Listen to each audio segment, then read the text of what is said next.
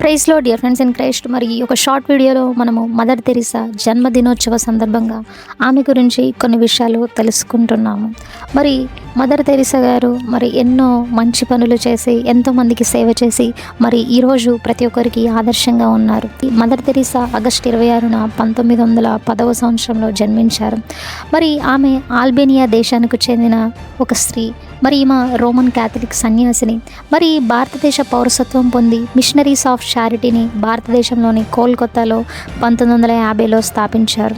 45 సంవత్సరాల పాటు missionaries of చారిటీని భారతదేశంలో ప్రపంచంలోని ఇతర దేశాలలో వ్యాపించేలా మార్గదర్శకత్వం వహిస్తూ పేదలకు, రోగగ్రస్తులకు, అనాథులకు, మరణశయ్యపై ఉన్న వారికి ఎన్నో పరిచర్యలు చేశారు. ఈమె జీవితం చాలా మందికి ఆదర్శకరం. ఈరోజు మదర్ తెరీసా ఆమె తన జీవితాన్ని పేదలు మరి అనారోగ్యంతో ఉన్నవారికి, నిరాశ్రయుల సేవకే అంకితం చేశారు. మరి మదర్ తెరీసా యొక్క తొలినాళ్ళ జీవితం చూసినట్లయితే మరి ఆమె ముందు చెప్పుకున్నట్లనే 1910 ఆగస్టు 26న ఒట్టోమన్ సామ్రాజ్యంలోని స్కోప్జే, ప్రస్తుతం ఉత్తర మాసిడోనియాలో ఉంది, అక్కడే జన్మించారు.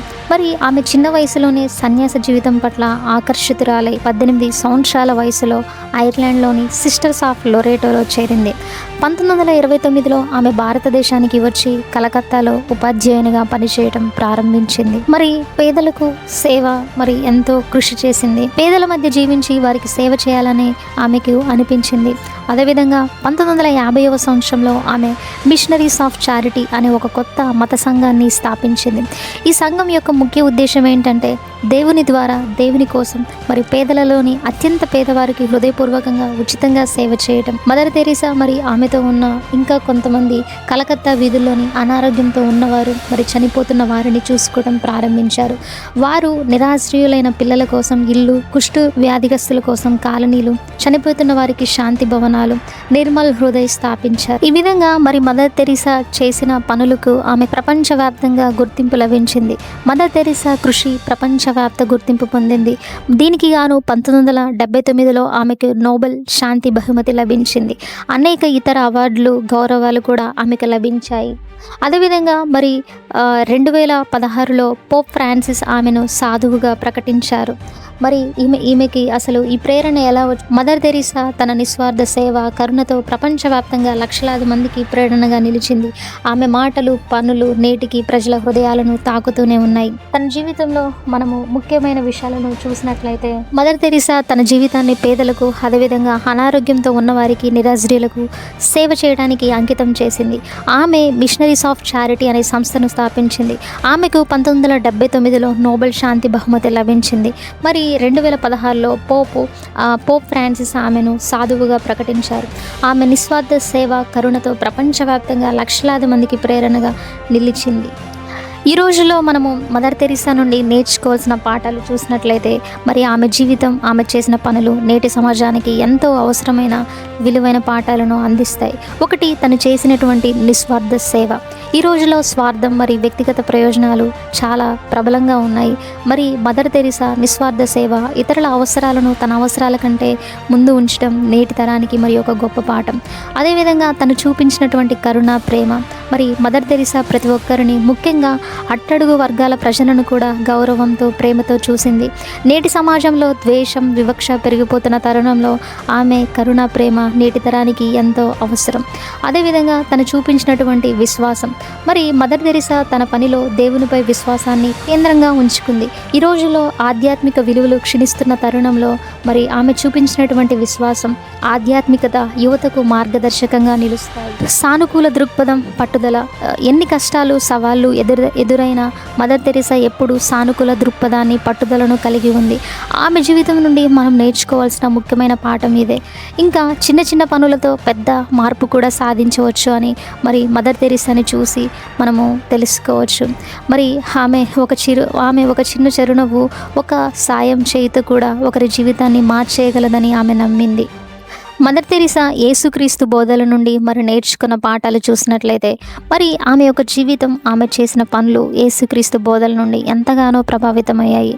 మరి ఆమె జీవితంలో జరిగినటువంటి వాటి ప్రకారం చూసినట్లయితే మరి ఆమె క్రీస్తును ఎంతో విధంగా మరి అనుసరించింది, క్రీస్తు ప్రేమను అనేకులకి చూపించింది.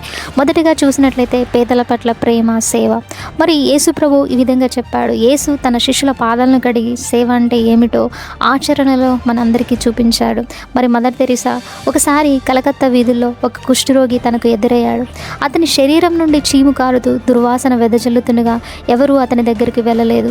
కానీ మదర్ తెరీసా ఆగి ఆ వ్యక్తిని తన చేతులతో ఎత్తుకొని అతని గాయాలను శుభ్రము చేసి తన ప్రేమను చూపించింది. ఈ సంఘటన మరి ఆమెలోని క్రీస్తు ప్రేమను, ఆయన బోధనను ఆమె ఎంతగా ఆచరించిందో తెలియపరుస్తుంది. రెండవది చూసినట్లయితే ప్రతి ఒక్కరిలో క్రీస్తుని చూడటము. మరి యేసు ప్రభు మరి కేవలం పరిశీలకు, శాస్త్రులతోనే కాకుండా సమాజంలో తిరస్కరించబడిన వాడిని, సమాజంలో తిరస్కరించబడిన పాపులతో, వ్యభిచారులతో కూడా మాట్లాడాడు. వారిని ఆదరించారు, వారికి కూడా దేవుని ప్రేమను చూపించారు. అదేవిధంగా మదర్ తెరీసా కూడా ఒకసారి ఒక వ్యక్తి మదర్ తెరీసాను, మీరు ఎలా ఈ విధంగా అన్నీ చేయగలుగుతున్నారు, ఈ మురికి వాడల్లోకి వెళ్ళి ఈ దరిద్రులను తాకటం నాకైతే అసహ్యం అని అన్నాడు. అందుకు ఆమె, నేను వారిలో క్రీస్తును చూస్తున్నాను, అందుకే నేను వారిని తాకగలను, వారికి సేవ చేయగలను అని ఈ విధంగా సమాధానమిచ్చింది.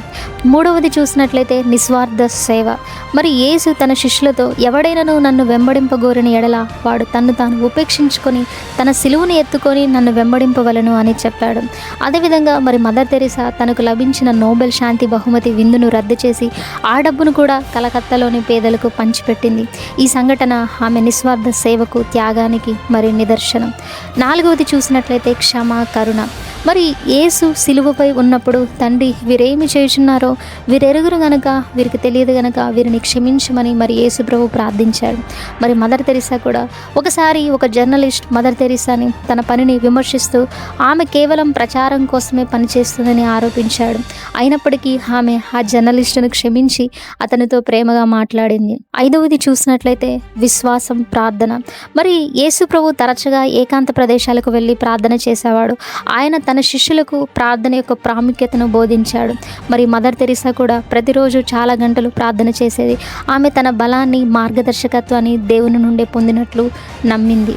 మరి మదర్ తెరీసా జీవితం అంతా యేసుక్రీస్తు బోధనలకు అనుగుణంగా సాగింది.